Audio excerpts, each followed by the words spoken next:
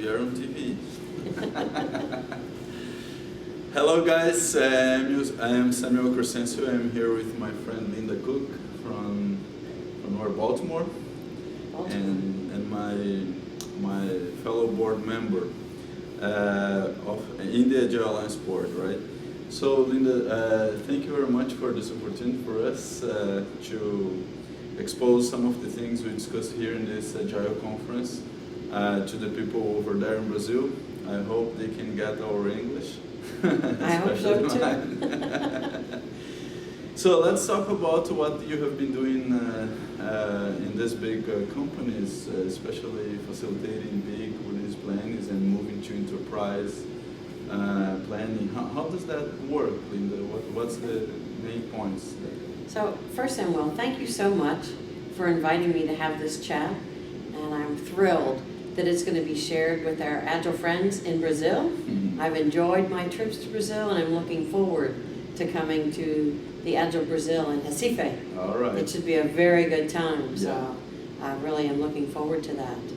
So I've done a lot of work, as you know, recently with large-scale enterprises, most recently with PayPal, Mm-hmm. and in developing a brand new credit product. Mm-hmm. The scale of the program was such that at its peak, we were over 500 people. 500 people in development? 500 people delivering one product. Wow. Yes, in many locations around the world, That's from amazing. India to the United States, lots of locations in the United States. So you had a lot of challenges in there, not only the distribution of the team, but maybe the cultural differences and other stuff. Many cultural differences, and also with how do you augment staff Mm-hmm. and ramp up, right? Uh-huh. So we hired a third-party provider Mm-hmm. to come in and help us, and we hired, more than probably 125 of their people. How many developers in that development? So I would say, all in all, with the developers in Chennai, and Europe, and the United States, we probably had, at its peak, 400 developers. 400 developers. Yes. Oh, that's awesome. It was huge. How often, or how did they release their software? How often did? So that's a very good question. So a credit product is a highly regulated event, right? Mm-hmm. And we were going to release a credit product in the United States Mm-hmm. and in the United Kingdom at the same time. So we had to meet all the regulatory needs of both organizations Mm-hmm. and also comply with all of the reporting that's also required. Mm-hmm. So we were doing 2-week sprints. Mm-hmm. We synchronized the sprints so all teams were on the same 2-week cycle, Mm-hmm. right? Around the world, it didn't matter where you were. So that's the first tip then. Whenever you have a big project like this, synchronize the sprints, absolutely. Synchronize deliveries so that everybody can integrate their Yes. software. And that's essential to be able to actually conduct release planning that's meaningful, Right. right? Because if you're not on the same cycle, it's hard to say, well, if you're on sprint 1 and I'm on sprint 4, And you would probably could never be able to catch up with everybody, right? no. Mm-hmm. So we were able to align everyone on the same cycle, and that way, because we couldn't go live every 2 weeks, Uh-huh. we went to a secured environment Right. where end-to-end testing and performance testing could be continuously worked on, right? So we had an entire team of people who focused on rerunning, all the various business scenarios. We had people testing in Europe, people testing in the United States, so that we were still getting constant feedback. You have to still need those feedback loops. Mm-hmm. And then two, with a program this large, a lot of the feedback came from each team, Mhm. one to another. Right. Because as you can imagine, the teams were aligned in work streams of work, Mm-hmm. and one work stream would be dependent on another work stream for their work. Mhm. So there was a lot of coordination and collaboration that had to happen across all of the folks. So when you had that kind of situation, one team depending on one another, did you use to set up the interfaces before they did the work, or how is that done? Yes, that's a very good question. So I'm sure you're aware that whenever we're doing large-scale planning, you must have a business roadmap. Right? That's essential. Well, the other thing that you really must also have is an architectural roadmap. Right. Right? So one of the things the work streams needed, we needed the architectural roadmap to be a step ahead of where we were in planning, so that once we got to our release plan, architects has at least figured out the next set of challenges we had to tackle. It's not that they had everything figured out, but they along with the teams were trying to work a step ahead of us. It was sometimes similar in UX, right? Have UX work ahead sometimes. So architecturally, we had to have at least enough information to keep all the teams working for the next set of sprints. Let me ask you a question. I had the opportunity to work in I cannot say anymore that was a big project because we got like 20 people working in 3 different countries. But the thing is, that was I think the biggest project I've worked with, and it was a fairly complex project. And I remember that by that time we needed to do a little bit of architecturing up front to understand the big picture, but not really to dig in too much before we need that part of the code. So how was that for you in there? Right. So what they did was truly build architectural models. They weren't implemented. So it was a really emergent design, right? The architects then would work with the teams to help them with the implementation of that architectural model. And certainly there were proof of concepts that happened all along the way, and lots of design conversations and redesign. You do an experiment, didn't work out the way you'd hope. We'd have to, adjust the way we always do. Right. So what about testing? How that was done? So that's a good question. So within the credit organization, we already had a reasonable amount of automation that was going on, and a reasonable amount of performance testing that was happening on our product suite. What we had to do was increase that amount of automation and increase and even add more structure to our performance testing, so that teams were able to performance test every sprint. It was on a scheduled cycle, but everyone knew that if you had something new going on, it had to get performance tested within that sprint, or if not that one, the latest, the next one. So we had a performance team, right? We had an end-to-end team, and then the teams themselves were responsible to do their own automation. We did front-end automation and back-end automation. The teams did that? The teams did that themselves. So the teams did the unit testing, integration, and front-end user-faced automation? Yes, on whatever their specific story was, right? So if you had stories that were front-end based, they might be writing Selenium scripts. We also used another technology called Bluefin to help with that. And then, of course, the developers, they were writing JUnit tests, right? And so then the back end would be tested that way. Right, and then you had another team that was responsible for QA, or? So no, the team itself was responsible for QA. That's awesome. The QA engineers were on the team, right?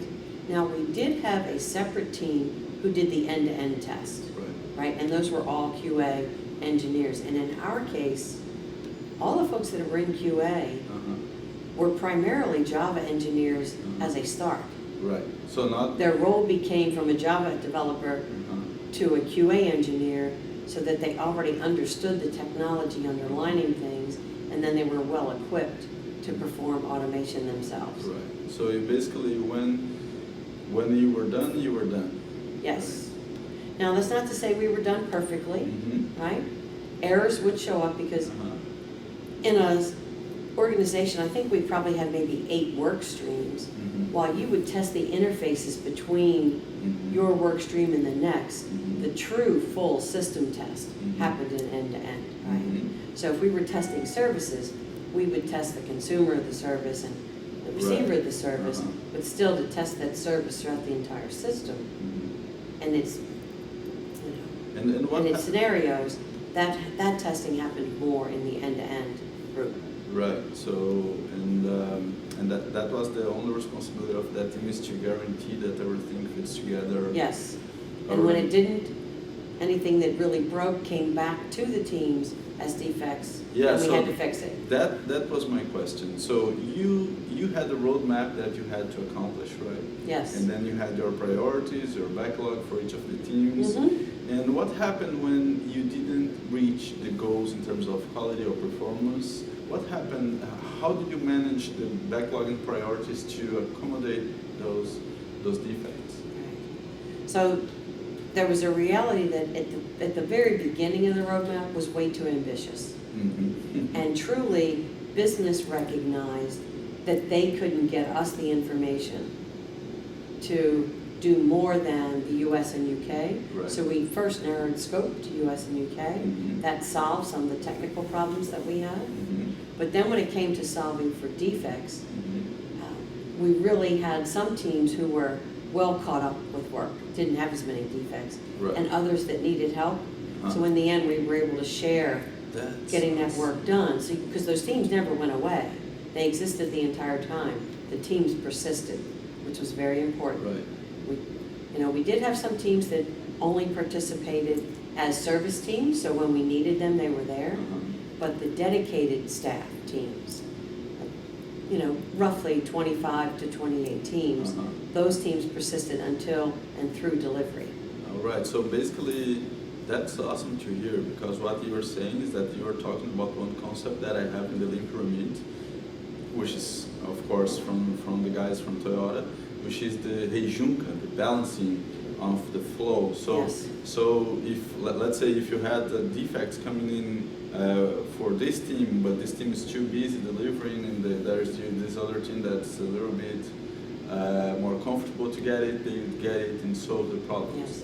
It was actually one of the advantages of having work streams, because teams shared similar bodies of the code. Right. So maybe there were 5 teams on a particular work stream, Uh-huh. and 2 teams were overloaded, then we could rebalance Right. because we had other teams. And when we needed to, we would rebalance across work streams, Right. right? Yeah, that Because was, we were still, at the end of the day, working on the same Right. product. Uh-huh. So, for example, if you're running services, You had standards for the code we had, everywhere. yes, we definitely had standards for the code, Uh-huh. and most of those standards were automated, Uh-huh. right? And we also had a standard practice for code reviews that were done virtually, Uh-huh. right? So you would post your code review into Confluence, Uh-huh.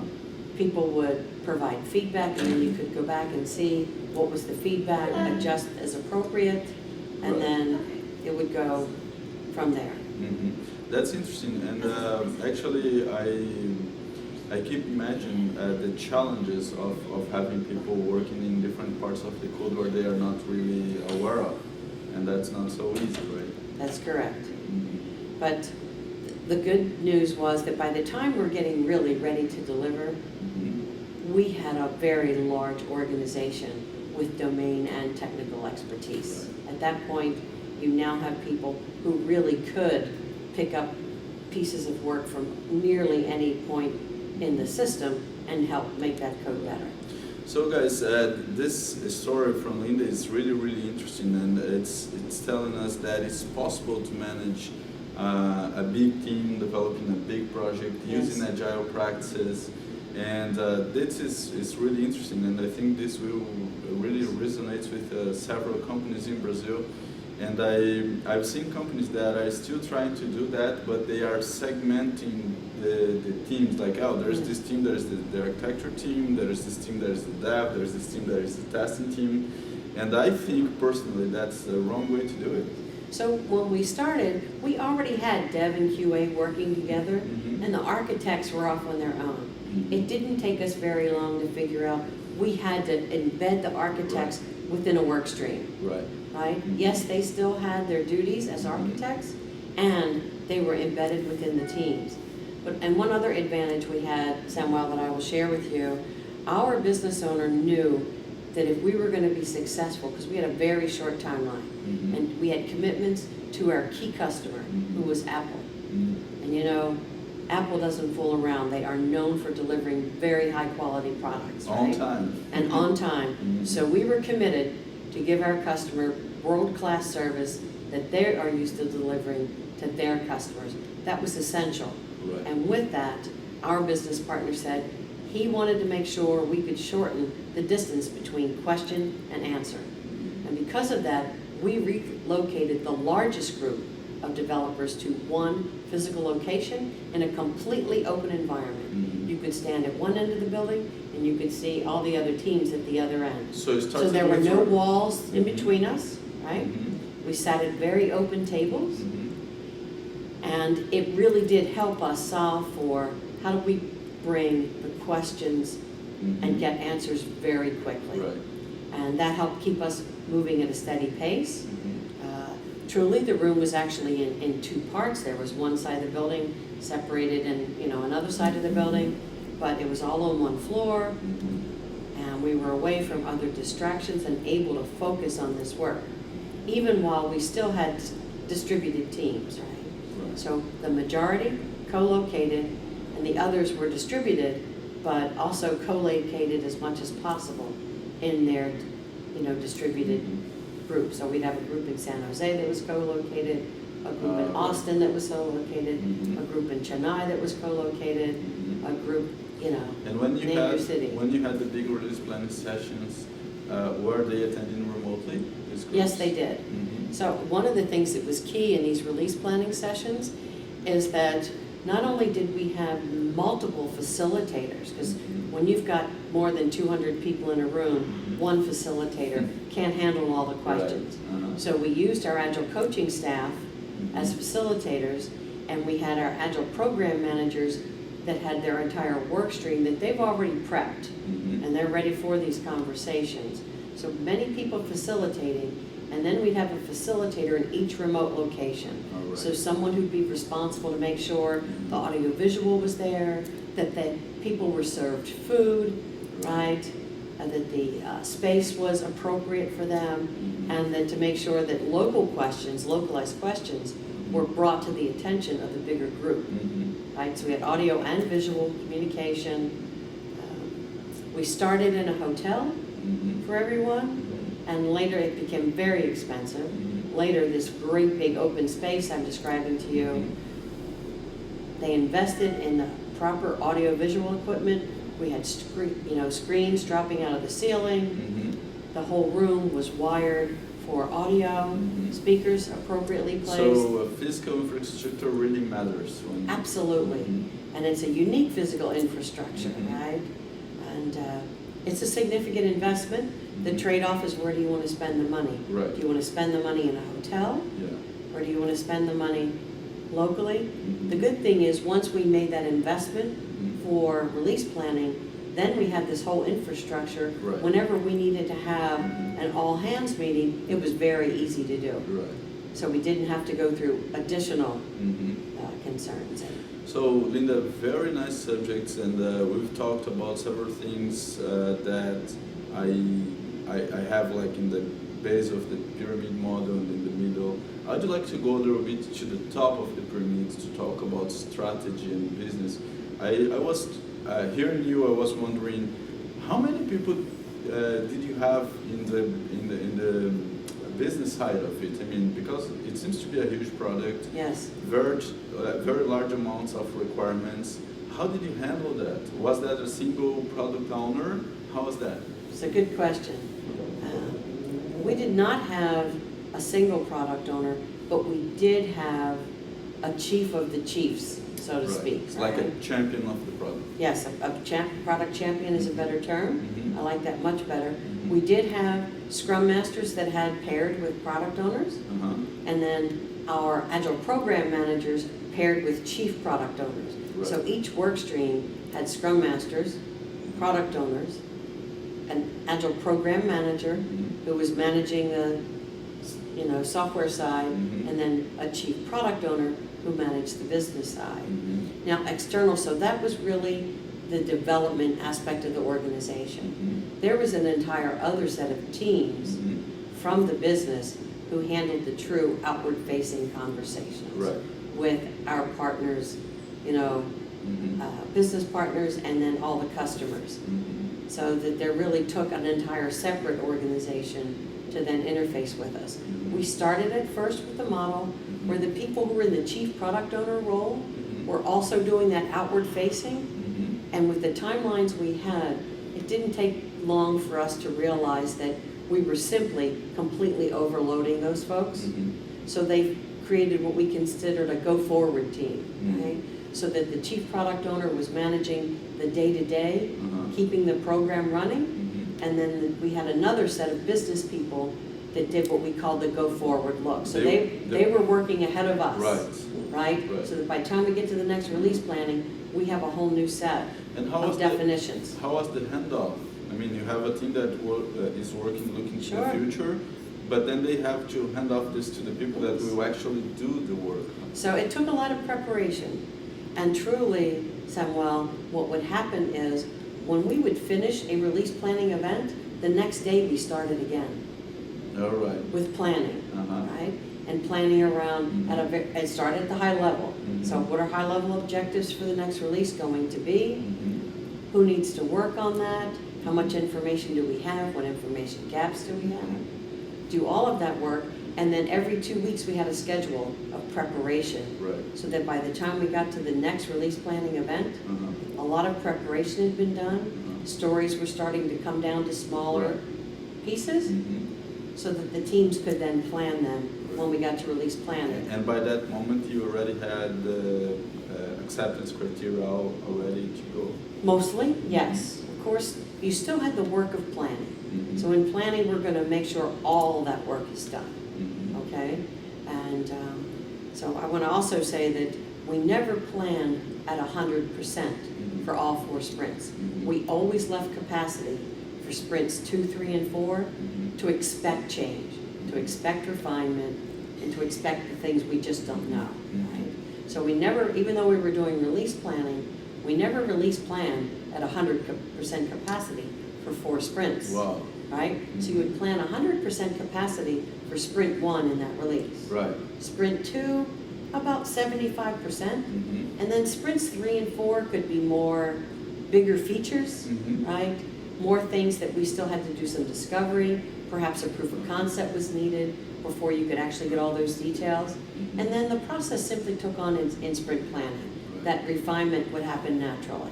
So basically, that was pretty much a streamlined requirements flowing in. They coming in big boxes, and then they Yes. start breaking that down. And you're looking 4 sprints ahead. 4 sprints ahead, they are like big boxes, and then you start breaking them down until you get to the sprint planning, where you basically have the stories ready to be developed. Yes. That's really good. And if you were to tell us about the 3 main key success points, what would they be for this project? I think first was that we had close involvement from the executives. There was an executive team who was responsible for this product. Every release planning, the executives, at least several of them would show up. Maybe all of them couldn't make it, and they would set the stage, and they would provide certainly recognition. So one of the things we would do would be recognize teams along the way as they were going, and also provide you with the vision of where we're headed for that next release. Let me just interrupt you for a moment before we go to the next one. I think this is really important. Having executives presented the sprint planning on project at this magnitude is so important, and I think this is still a misunderstood point for most of the Yes. executives. And honestly, it was a point that was not easy for us at first, Uh-huh. and we would get mixed results of engagement, Mm-hmm. but the people demanded. Mm-hmm. We want the executives to stay with us the whole Right. time. So they feel If the this is desire so to be important, there. Mhm. you have to be here with us. And we had several leaders who were very good Mhm. at, once we let them know Mhm. that your presence is important to us, Mhm. they made the time in their schedule. So we planned well in advance. Once we started this cycle, we planned out the entire cycle. Right. So we could get on the calendars, Mhm. save the date messages, Sure. right? Work with the administrative staff that works with the execs Mhm. to make sure they understood, Mhm. we're gonna put this meeting on the calendar. Mhm. Please don't move it unless you tell us and let us know. Mhm. And again, it's not a perfect world. There will be Right. times when one executive or another couldn't show up. Mm-hmm. And we typically would invite in a guest executive, every release planner, Mm-hmm. from some other part of the organization Mm-hmm. who was not intimately involved. Right. But everyone To in the do, organization to do knew. like a Genken Butsu, right? Yes. To go and to see To what's see, going on. and often they would bring their leadership team, Mhm. come see what we're doing here. Mhm. And our model was replicated over and over again in other parts of the organization. That's an awesome story. Yes. You know, Linda, so that you can go to an end line here, I'd like to ask you, I'm sorry, I interrupted you. I asked for 3 main points. You said 1, which is You said one? executives. Yes. Yes. What are the other ones? 2, so 2 Okay. point was very important. And that was that we were able to replicate the existing processes that we were doing Agile. We figured out how to scale it. Mhm. And I know a lot of models will say, don't break the team up. Right. Now, we didn't break up teams because we doubled teams overnight. Right. And what we did do was we took some of our best people Mhm. and seeded them with a brand new team, Mhm. and they did the transformation of knowledge and process. Right. We had some teams that didn't do that. They just kept the brand new teams by themselves. Mhm. The teams that we seeded with just one new person Mhm. were so much more successful early on. And that was a very essential key factor. Because the teams that didn't have that took much longer time to ramp up Right. to be productive. Right. I think that's the second thing. So it's a good point to scale in Yes. the right way with less Yes. waste, right? And I think the third thing we did is the fact that we did stage the code for production at the end of our release and truly had an end-to-end test that was secure, Mhm. where we could do performance testing and all of that work to not keep that the burden of the team, so Right. they could continue with feature development, Uh-huh. right? And yet we knew we were getting a thorough system test, Right. end to end, by others, and that they were a part of our process, right? I think that was another essential point. Right. So you were truly doing DevOps since the beginning. Yes, That's awesome. before we even knew they were going to call it DevOps. Right. That's a good point. So I would like you to tell us just a little bit about this new model that you told me a little bit about, this focus thing. Thank you. What is it? So one of the challenges that we encountered Mhm. over the course of the program was that, so planning poker today is typically the tool for the team, right? And even though that there are planning poker cards that go up as high as 20, 40, and 100, Right. we know from experience, Will never- most teams will never Yeah. complete Mhm. those stories in a sprint. Mhm. And we still have, at the very highest level, the question is, how big is this going to be? When will we be done? Mhm. And organizations struggle, not just ours, but all organizations struggle. How do you take from the highest level of executive planning Mhm. and make that transfer directly to something till you get into the team planning? Mhm. I've seen people try planning in team sprints. That leads to another bad behavior, which is then all teams have to have the same velocity. Mhm. When you do that, my experience is what happens is the teams come to the lowest common denominator. Mhm. So what happens if you've got teams who are delivering between 25 and 70 points, Mhm. and you try to put them into team sprints, guess what? Everybody does 25 points. They will have at the You bottom. lose your innovation, you lose your drive to try to do better. Mhm. They're like, oh, they just expect us to do 25. Mhm. So I don't like that as a solution Mhm. because I've seen it. I understand its intentions. I think there were good ideas there, Mhm. but in execution, it simply didn't work. Mhm. We're really trying to get people away from ever planning in man hours, man days, person days. And then, because when that starts at the highest level, which many executives still do, they'll talk about how many person years is this, how many person months will it take, that they're trying to align a dollar figure to that. Mhm. And then sooner or later, the team has to translate that into points, and they're saying, we thought it was 40 hours for this feature, and you've turned it into 5 points. How come this other thing that we said is 40 hours is actually 13 points? Right. And you're always trying to explain Mhm. that. I want to stop that nonsense. Mhm. I want everyone to use a scaled version of planning poker. I believe I'm going to call it enterprise planning poker. Mhm. I'm open to other names. Mhm. It will not be a true Fibonacci sequence, Mhm. but it will be more an affinity sizing model. Mhm. We'll keep some of the aspects of the Fibonacci sequence for the team. Mm-hmm. And the team will have the most cards in their deck. Mm-hmm. I'm going to throw away the 0 because I've never liked that teams would estimate something to be 0, Right. and then they're working on it. If you're working on it, give yourself a point. Mm-hmm. Let's not try to split hairs here. Right. The difference between 1, a half, and 0, Mm-hmm. to me, as a practitioner, was not meaningful. Mm-hmm. Start with 1, go to 2, 3, 5, 8 Mm-hmm. would be where I'd love to end. Mm-hmm. And then after that, I want a card that's, I'm going to have a card that says too big. And it just means it's too big to Wow. fit in this sprint. Just forget the infinity I like card. that idea. It's not infinity, it's just too big. Right. It means we need to work on it some more. Uh-huh. And I've tested this with some teams, and it worked very well. Then we'll have the next deck, Right. right? The next deck Existing is for level. mid-level planning, Right. right? That deck will probably pick up at 13, Mm-hmm. go 13, 20, 40, Mm-hmm. 100, and then 150, Mm-hmm. maybe 200, Mm-hmm. right? And then too big. Too big. So then it's too big for mid-level planning, Uh-huh. right? The top-level planning will probably start at 100, Mm-hmm. go to 150, 250, Uh-huh. 450, 600, 800, and 1,000. Right. And at that point, anything that you think is bigger than 1,000, we clearly don't even understand what it is yet, right? And that way, every group can have their deck, Right. right?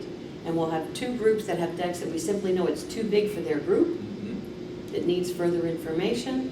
And at the highest level, we can allow the executives to plan in big chunks of work, because what I want the executives to do is to use that as a budgeting technique. Uh-huh. We continue to call this estimating. I think that's the wrong term. Mhm. I think we need to call it budgeting. Right. How much am I budgeting for this product? Right.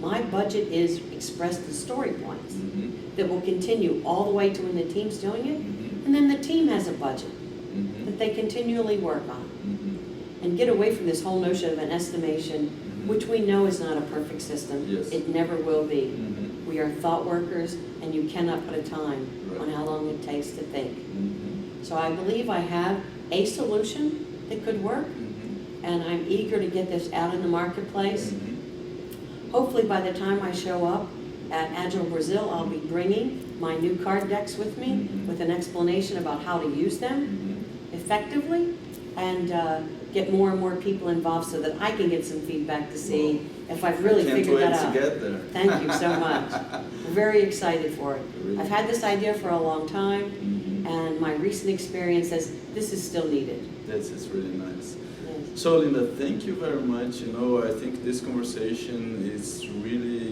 deep and full of real world examples of large and I believe that very challenging projects.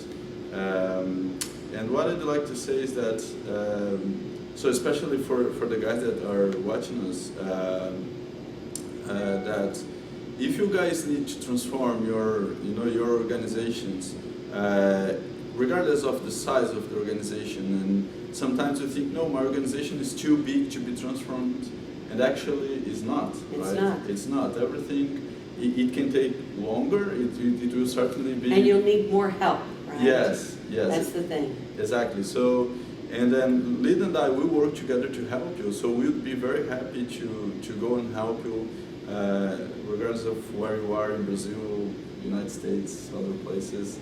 And so, Linda, thank you very much. I really appreciate your time and your thoughtful, process here to explain this experience to us. So, thank you, thank you, thank you.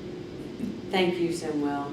I want everyone in Brazil to know how much I appreciate working with Samuel, and for him to bring me the experience of the Brazilian community, so that together we've worked with the Agile Alliance to help grow that community. I love being a part of the community. I've been to Brazil. What a beautiful country. Thank you for sharing your country with me, and I look forward to our continued partnership. We work so well together. I really, truly enjoy it, and appreciate this opportunity to continue our partnership. All right. Thank you, Samuel. Thank you so much, Linda. Thank you. Yes, give a hug instead. Yeah. Thank you. All right.